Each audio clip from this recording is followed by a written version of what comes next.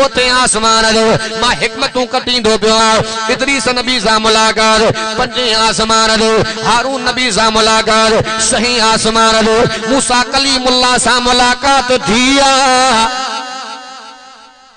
मौलाना थानवी रहमतुल्लाह अलैह के दौर में के गोठ में तकरीर कई, हिकिड़ो मूसा नबी जो पोइ लॻो न तकरीर में आयो, चे मौलवी साहब तवां जे नबी मुहम्मद मुस्तफा जे उम्मत जे मथां असां जे नबी मूसा कलीमुल्लाह जो थोरो आ।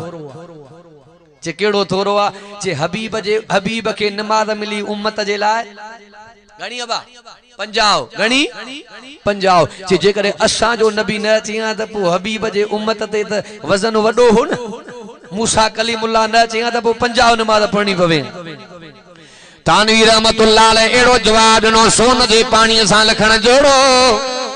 तानवी रहमतुल्लाह अलैह फरमायो मूसा नबी के बहानो नमाज जो हो, पर नबी जे दीदार मां सूर पियो थे।